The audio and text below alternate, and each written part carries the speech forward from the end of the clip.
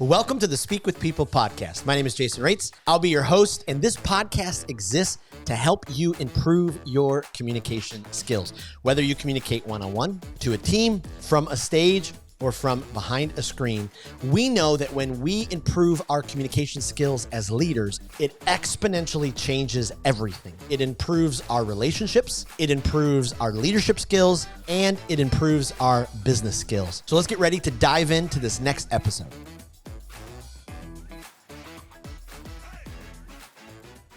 Well, do you want to be a better public speaker? You give presentations, you stand in front of audiences, whether small or large, and you just wonder, how can I continue to grow in my communication? The question that we ask a lot on this podcast is, do you currently ask for feedback? Does feedback even matter? Will it even help you transform your communication? Well, if you speak regularly in front of people, it is important to grow your gift of public speaking.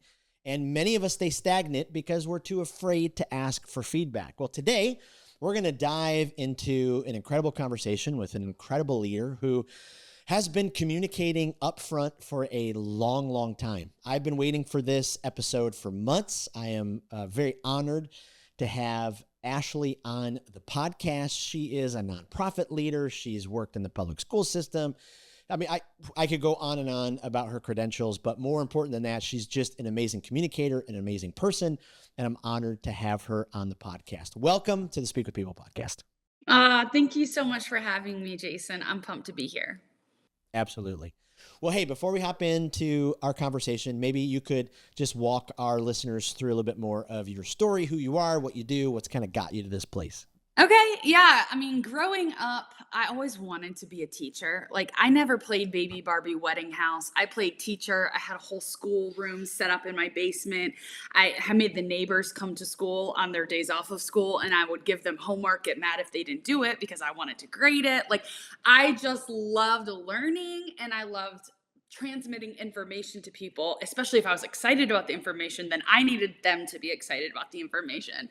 And so my whole life, I knew I wanted to do that. And so I started my career in the public schools, a middle school health education teacher. So I got to teach all of the fun stuff. Not only did I get a lot of reps of teaching, but I got a lot of reps of how to talk about hard things, awkward things, a lot of classroom management that had to be learned in the midst of having these type of conversations. And I loved it. I was also a high school soccer coach. And then I transferred into working full-time in the church as a youth director, youth pastor, and loved that as well. Did that for several years, led for a decade at a nonprofit that creates resources for anyone who works with the next generation. I led their whole middle school department. Wow. Hosted a few podcasts, wrote a book called Communicating to Middle Schoolers.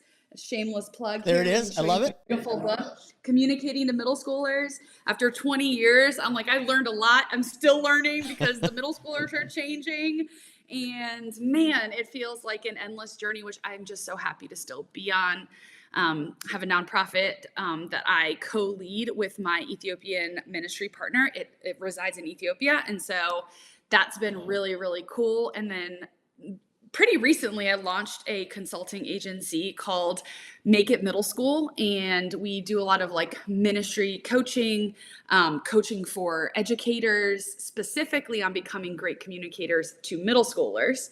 And I'm really loving that. I travel and speak around the country, whether it's in the school system, at a nonprofit, a business organization, with parents, in the church, in the community, and I love it.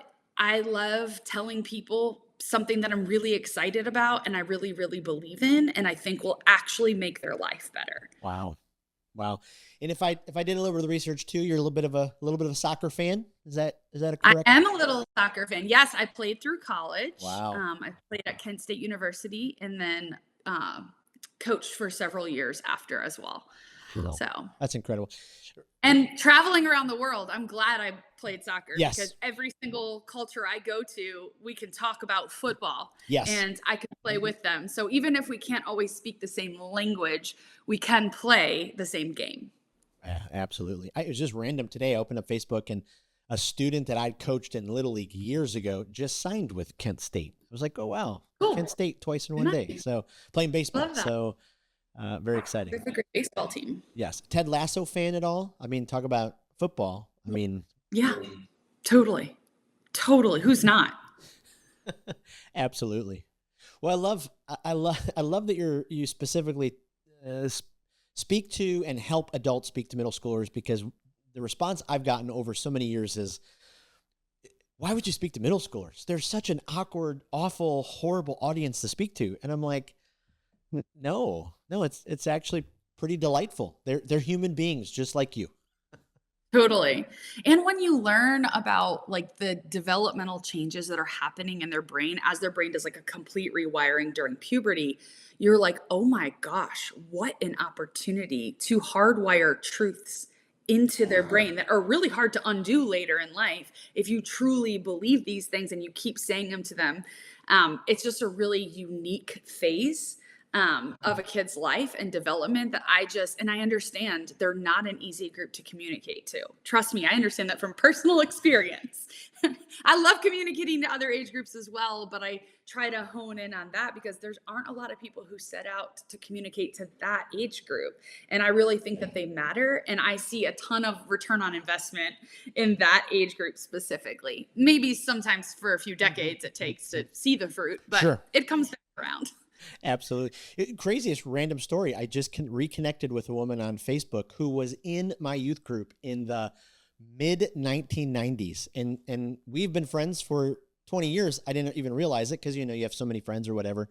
And she is a trainer and does development teaching like I do in companies. And she like gave me a master class on the phone the other day. And she's talking about, middle school youth group from the 1990s. I'm like, talk about go back in time. I love that. That's amazing. That's just great. Okay, so thousands of times you've been, up in front of either middle school students, adults, communicating. Speak to our listeners who are like, oh, okay, I'm still just trying to get over the crazy nerves in my stomach, the sweat that starts to roll down my back, the churning. Does that ever go away? Like, talk to us about, that experience, because for some of us, we're just trying to get through that part. Listen, I have good news and bad news for you, at least in my experience. Yes. The bad news is it doesn't really ever go away in my experience. Like I still to this day, after 20 years of communicating to people, I still get really nervous. I still am pacing before I talk. I still feel like sometimes I don't know what happens in my brain. I don't know if it's like a lot of head balls in soccer or what it is, but it's just like my own story goes out the window. I'm like, this is my story. I lived in this. Like, what do you mean? I don't even know how this goes. Like, I don't know. The nerves, the anxiety, it's still there. The good news is I think this is normal. I've talked to a lot of communicators who have been doing this for a very long time, and they also feel that way. And sometimes, yes, things get easier. But I think sometimes it's because we know as communicators the weight of what we're teaching. We believe in the importance of what we're teaching. And we know we want to do a good job of making sure we're best representing the information and making sure we connect it to the audience. So good news, it's normal. Bad news, you might have to deal with it for life. Absolutely. Wow, that's incredible. So that next step then, one of the best ways that we can get some immediate feedback, even from ourselves, is watching or listening to yourself communicating. Walk us through that. Is that important? Is it awkward? Is it scary? Is it helpful? What do you think? One, it's torture because who doesn't like the sound of their voice?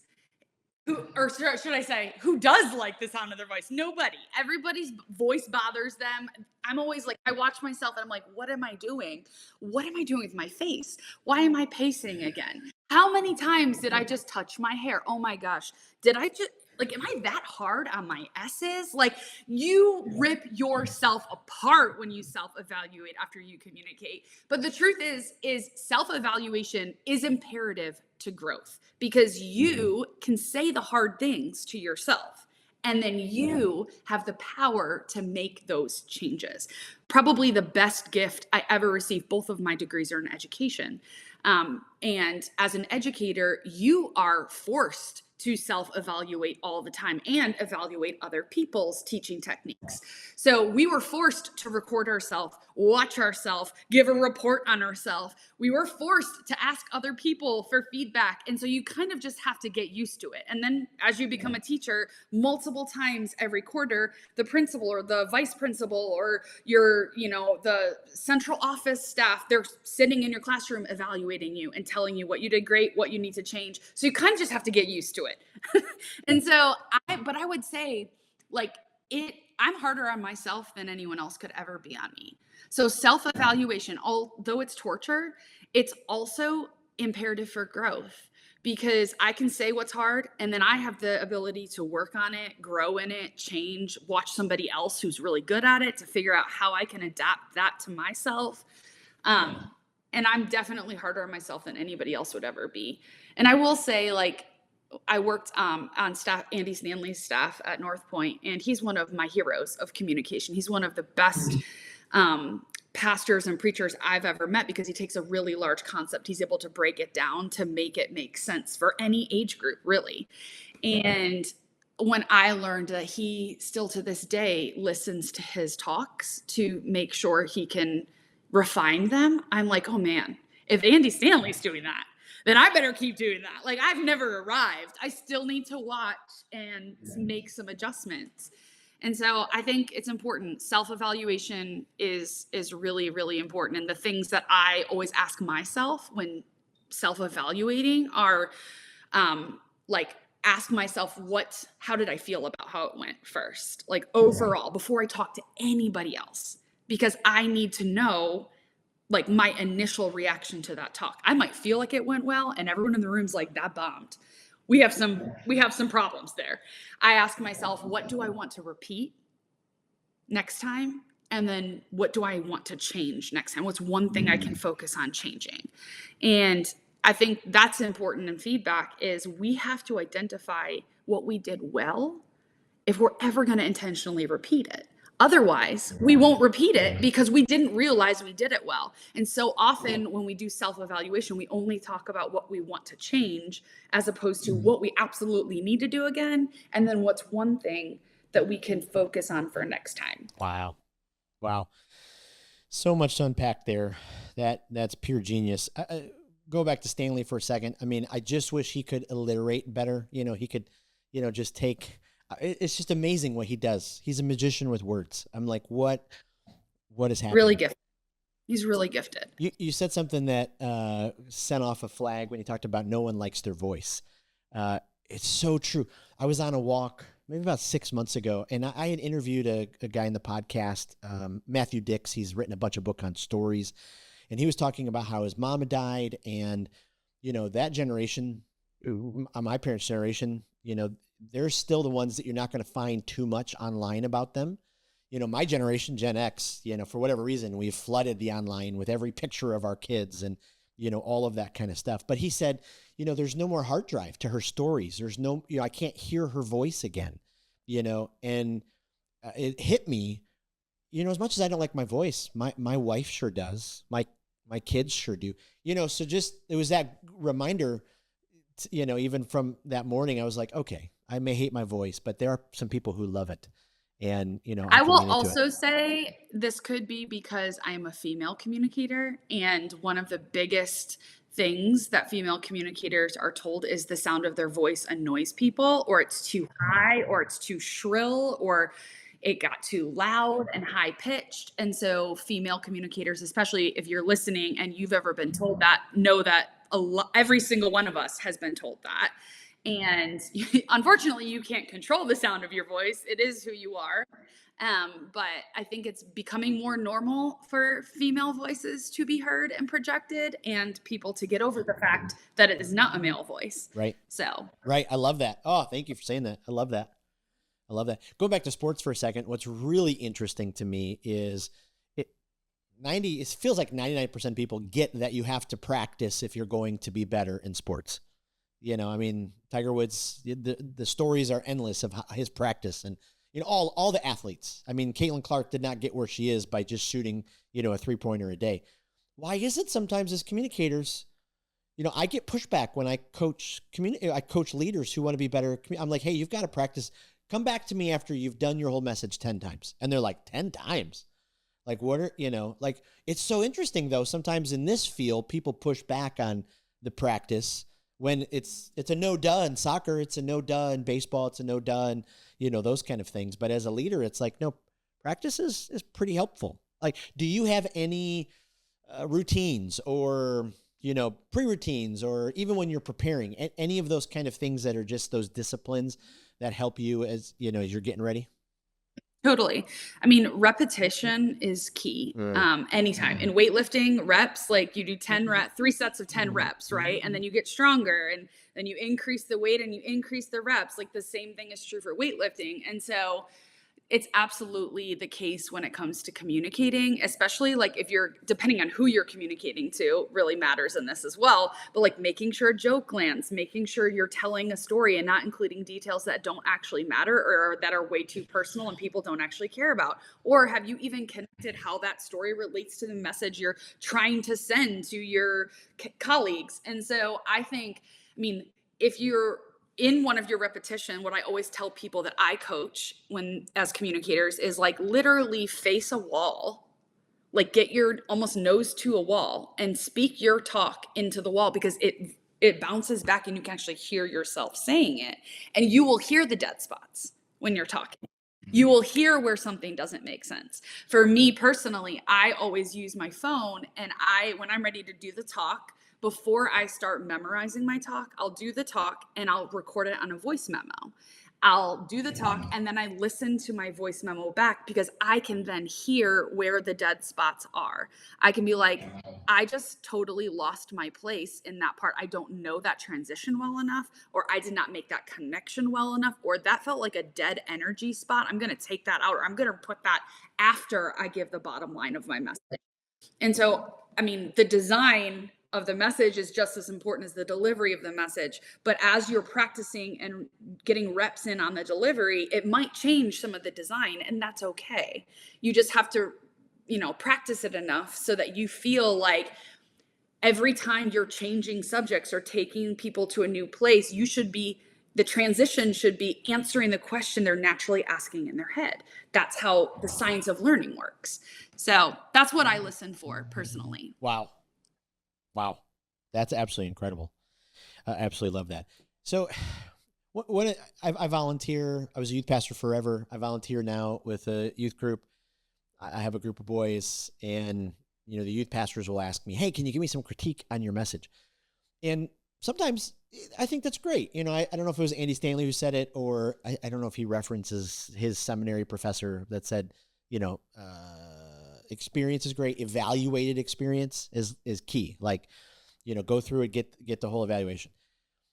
I would almost rather help somebody on the front end, because the back end's great. Yeah, we could talk about your pacing. We could talk about your voice. We could talk about this didn't make sense and your big idea didn't come through. But like the prep on the beginning, how do you put together the structure? How do you do that? I guess where I'm going with all of this is, how do you find the right people as a communicator to ask for feedback?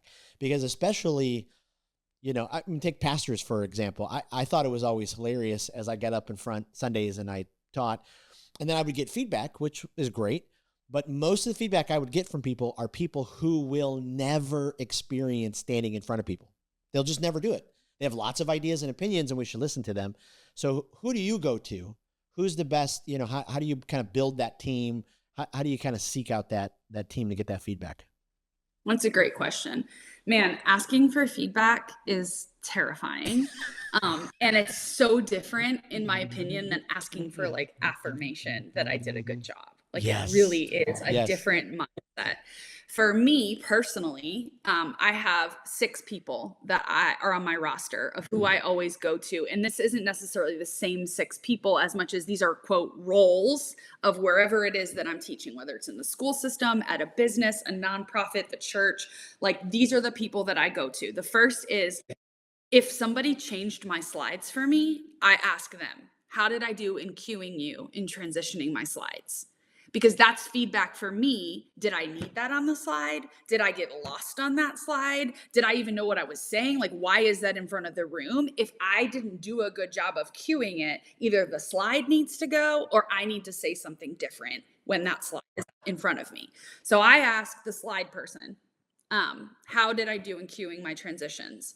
The second person I ask is the leader. I ask, like, what's one thing you want me to focus on for the next time I do this talk, whether it's the next service I'm preaching or the next time I'm doing this training. What's one thing? Because we can very easily get overwhelmed if there's 10 things. So I always ask, tell me one thing I can improve for next time. The third thing is I ask in my context, for example, I teach a lot of times to students. And so I always ask a small group leader who had a conversation with a group of 10 students after my talk. After they have their small group, I go up and say, how was your conversation? Because I can feel great about my conversation, but if the entire point of my message never landed with the people that I created that message for, then it wasn't a good talk. Something is missing. And so I always ask, how did the conversation go? And so maybe for you, you're communicating to a group of people that you're teaching them to be sales reps for a specific product or a specific organization or brand or something. Like, I would follow up with those people and ask, like, how did that person's presentation go? Or what other questions did you get when you gave the presentation? Because you're basically trying to figure out, is the end user, the person, getting what you need them to get?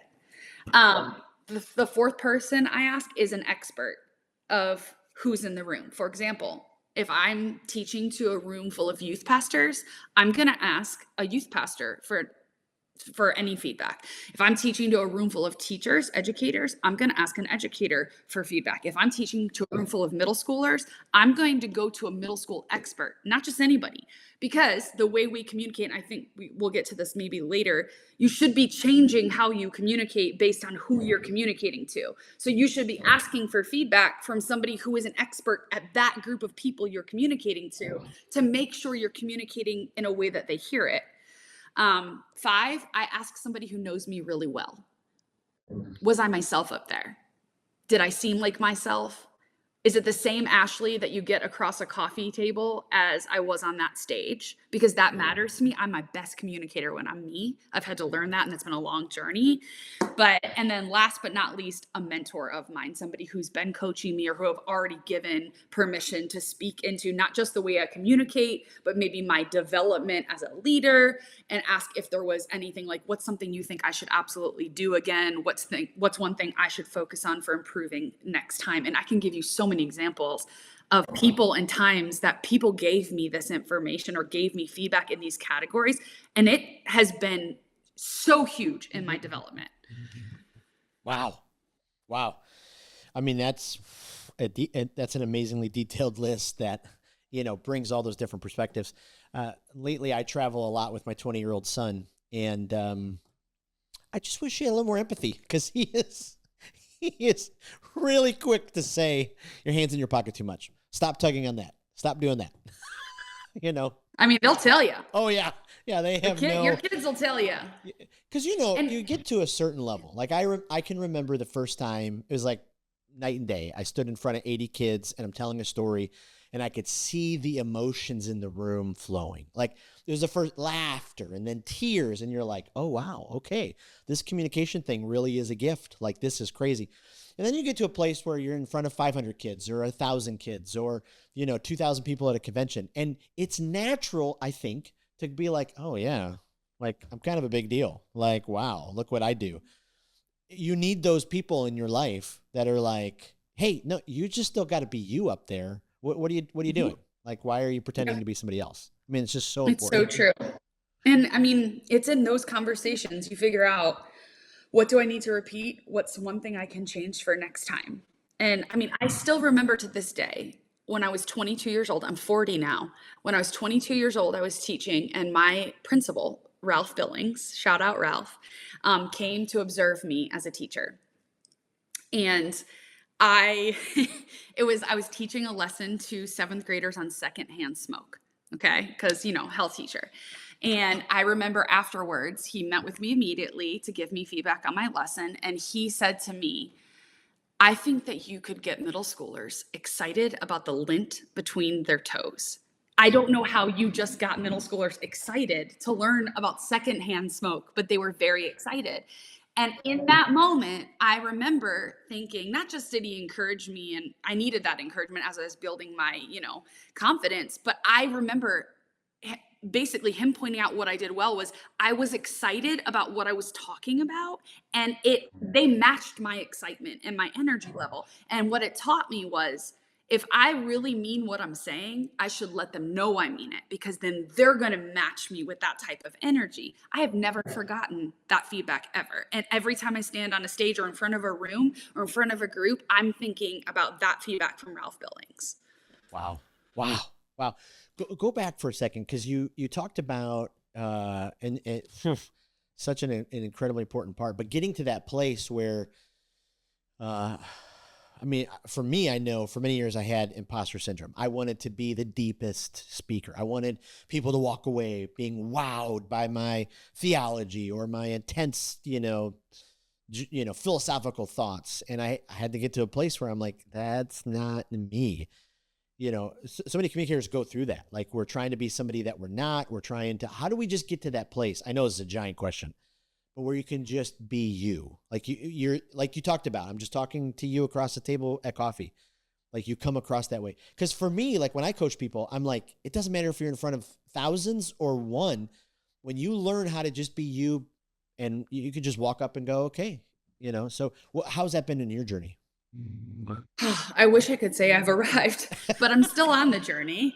But I've learned a lot along the way, and Yeah. I will say, it has been a hard journey, because I've worked for one of, the most influential churches in the nation. I've worked for one of the largest parachurch organizations. I work alongside the best communicators I have ever seen. And it is so intimidating. Some of the people who have mentored me, Daniel Strickland, Jeff Henderson, like these are Tom Shefchunas, these are people who are incredible communicators. And they're listening to me talk, giving me feedback. And I'm like, I want to pee my pants right now, because it's so much pressure that you put on yourself. Because I remember when I first started teaching at North Point, there's a very specific way they communicate to every age group in the church. And so it felt like I had to fit within this box. And in my head, I'm like, okay, I can kind of fit in the box, but I also want to add to the box. Am I allowed to add to the box? Or is this not a place I can add to the box? And so I had to go through this very real thing of like, okay, I can do what they're asking specifically, but how do I be me in doing that? I know it's it's a little different. And I think the truth is a lot of times when we stand up to communicate, we're communicating thinking it's going to get us an opportunity in another organization, or it's going to get us opportunity on another stage, or this person's in the room and I want to impress them. And what I've learned along the way is all of that could be true, but when that's the focus, you miss the people you're communicating to. And so if your focus isn't who you're communicating to, but why you're communicating, it totally changes the way you communicate.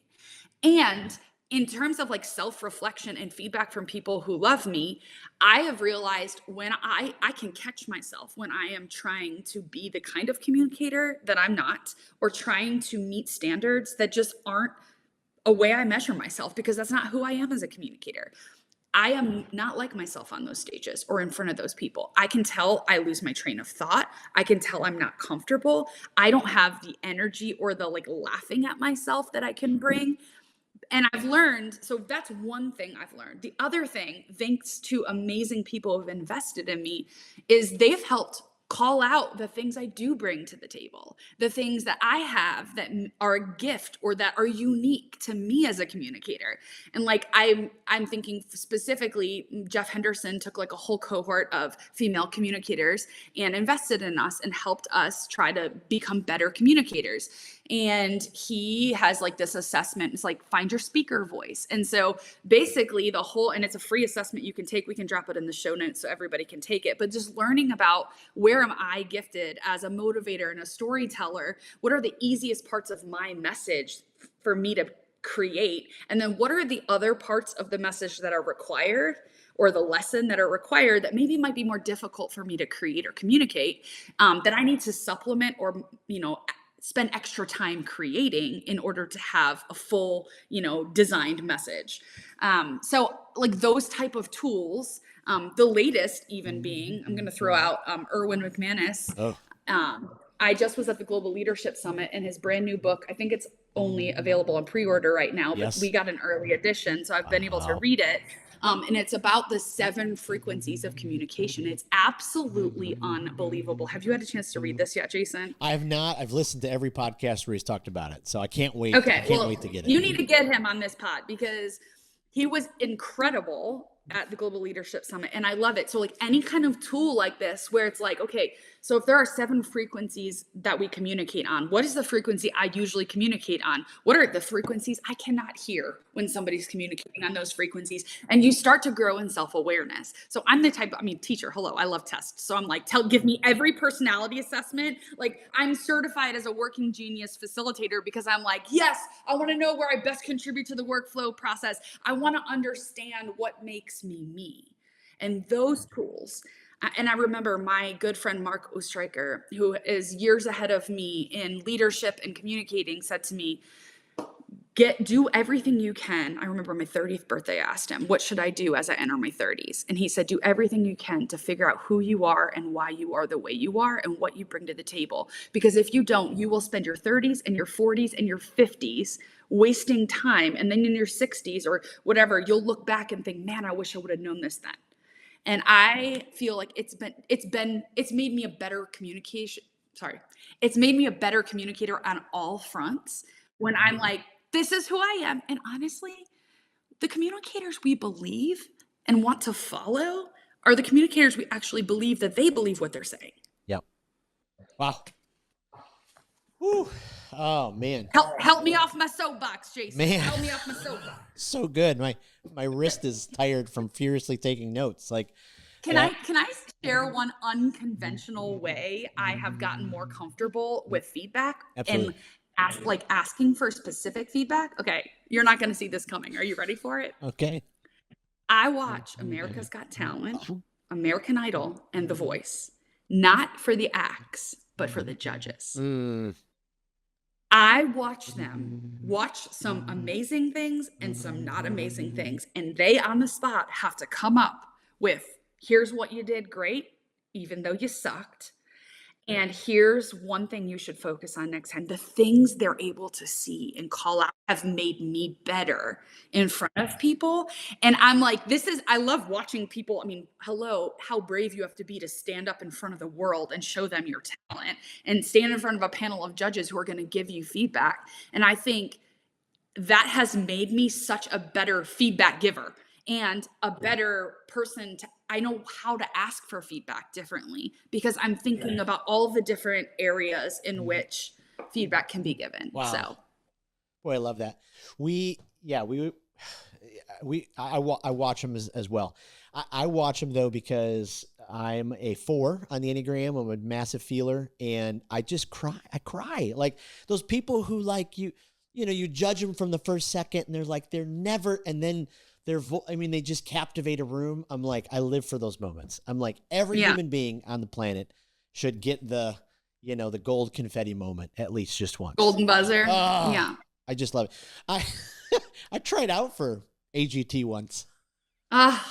Listen, I don't have like a gift that would qualify for any of those shows, but I am like the hype girl. So if anybody listening is going to try out and you need a hype girl, I'm in for the journey. Like I have studied these shows since American Idol first season, Kelly Clarkson. I was a freshman in college when this was happening, and I ran home from my night class to see if she was going to win. So I'm like, I have been there since the beginning, and I have studied them. So I will go with you on your journey. I love it.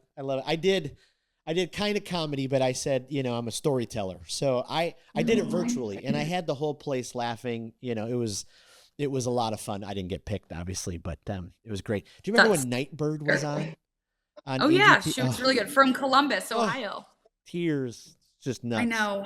It's just nuts. Yeah. She was. So last question, you and I could probably talk. I feel like we've probably known each other forever. We really haven't. Somehow we've kind of been, online acquaintances and a lot of the same circles. Marco's been a mentor, love him. He's been a guest on this podcast. Tried to get Jeff Henderson.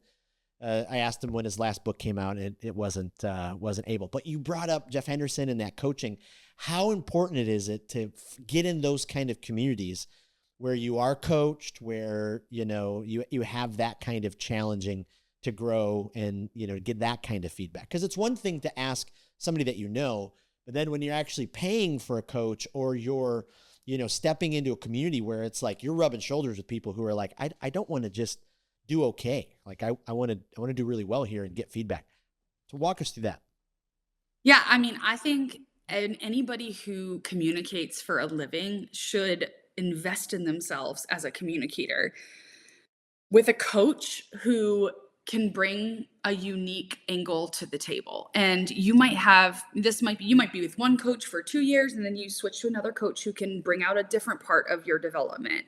And so for me, I've had several very significant people who have done that, but I will not forget. I mean, Jeff was leading the church, and he would come and watch me preach in the middle school environment. And the next day in my email, I would have an entire write-up of my talk.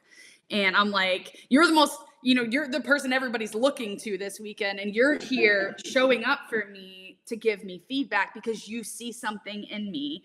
And I'm so grateful for that. And I remember one specific piece of feedback, again, that I will try to always repeat. It's because I was myself. He said, you're very easy to like when you're talking. He said, and people will listen to people they like. So keep being yourself because you're likable.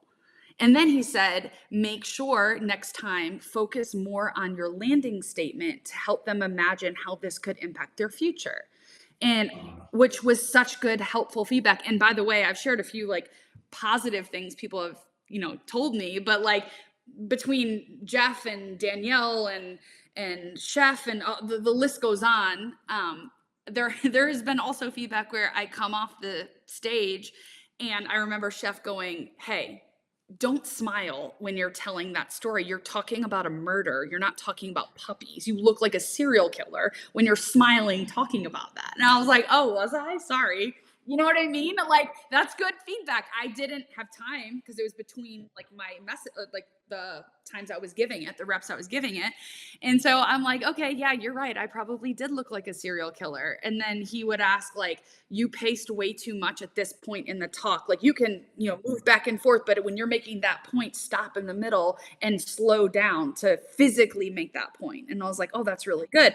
And somebody else gave me the feedback, like, hey, that TV's on stage with you, but it feels like it's just like this background noise. You're never interacting with it. Think about when you're making the point, step back. And when the bottom line comes on the screen, show them the TV and interact with it in the room. And so or I remember Danielle Strickland, Women's Speaker Collective, shout out to them because they do huge coaching cohorts that are so helpful. I remember she gave me the feedback of when I'm starting a message or going into a story, don't even say to them, hey, I'm going to tell you a story about, just tell them, describe it, act as if they're there. And I'm like, that was such a small 1% tweak that really makes a big difference in keeping the interest of the people you're speaking to. So I am grateful for all of the funny, hard things that have been said to me. And I mean, I still to this day want to keep growing. I'm passionate about it. I'm not the best communicator textbook. I'm the best Ashley communicator that I can be, at least at this point in my career. And I'm grateful for that. And I think anyone who feels called to communicate should become the best version of them, not just a textbook version of what they think they need to be. And I think you need a coach. I think you need to invest in yourself in that way.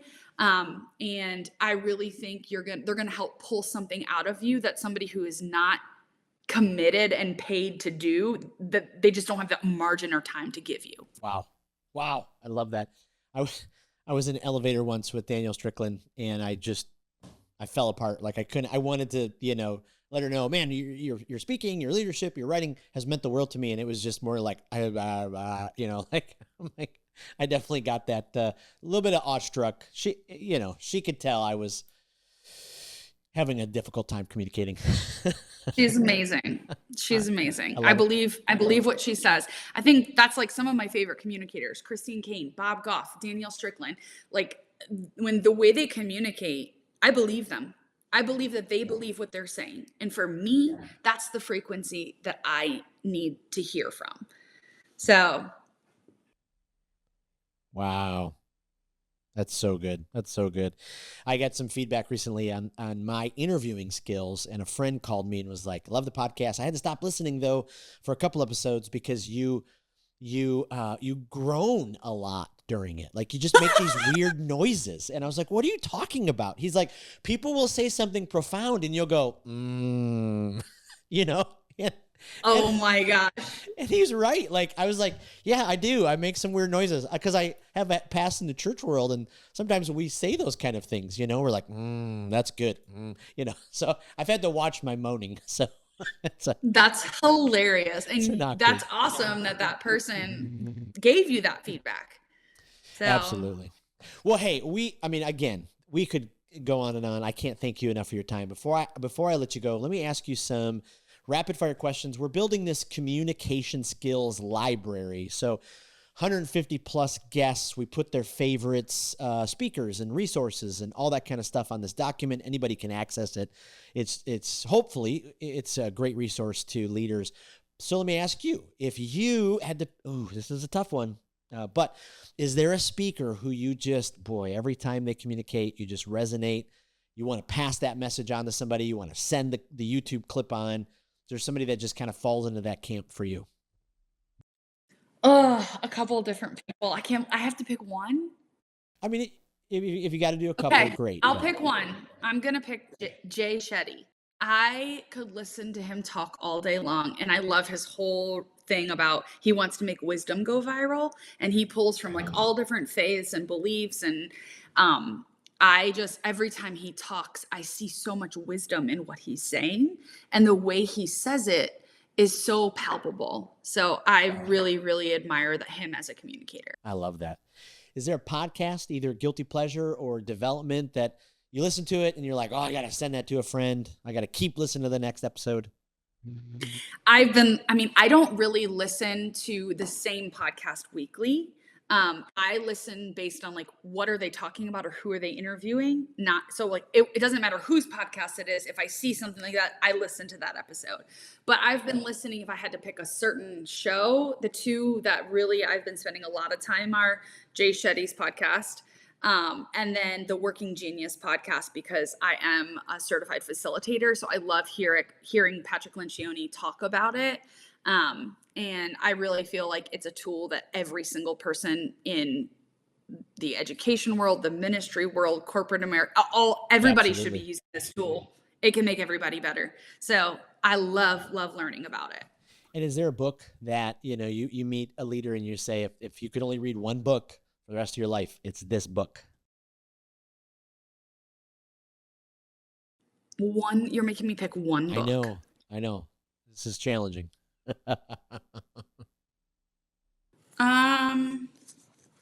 Okay, well, I'm gonna pick. I just finished reading Erwin McManus's book, Seven Frequencies of Communication, because I think every leader in every field could benefit from understanding the type of communicator they are and the frequency in which they're communicating and the frequency in which the people they're communicating to might communicate and why that matters. So I would say that I also on another front, Jay Shetty's book, Think Like a Monk. I love it. I love that book so much. I've listened to it multiple times, and I say that because it's basically about mastering the mind and mastering, like, if you want to learn how to be good at basketball, you study, Kobe Bryant, Michael Jordan, LeBron James. If you want to be the best songwriter, you study Taylor Swift. And he's like, if you want to learn how to control your mind and master the mind, you study the monk who's given their life to it. And he went and was a monk for 3 years before leaving to become a traveling speaker. And I just think there are so many things he shares in it that are like every leader needs to work on that area. The way they communicate and the way that they think about things. Absolutely. And master their mind. It's huge. I just interviewed an amazing woman from Phoenix, Dr. Anna Melican, and she wrote a book called The Mindset Zone. And it was just, it's just amazing. It was just amazing. I love it. Well, tell us where we can find you. Where's the best place to go online, get more information? We're going to post all this in our Facebook group, in our email, in everything that we do. But you can go to my website, ashleybohnic.com, or I'm pretty active on Instagram and Facebook. So if you DM me, I will respond. So reach out. I'd love to continue the conversation. If you're interested to learn about anything I talked about more, I would be happy to fill you in. Oh, absolutely love it. And thank you for your time. This was absolutely brilliant. And just an honor. Love following you for many years. Appreciate all you've done to help so many people. And thank you for your time today. Thank you so much for having me. You're awesome. I love what you're doing. Keep going. Well, thank you for joining us on another episode of the Speak with People podcast. We hope that you were encouraged. We hope that you were inspired and challenged to improve your communication skills. I want to thank you again for being a part of the Speak with People podcast community. Make sure you don't miss out on being a part of the Speak with People Facebook community group. Just head to Facebook, type in Speak with People, scroll down and join our community, because every single day we're encouraging each other. We're helping each other to improve our communication skills. Thanks again, and we'll see you in the next episode.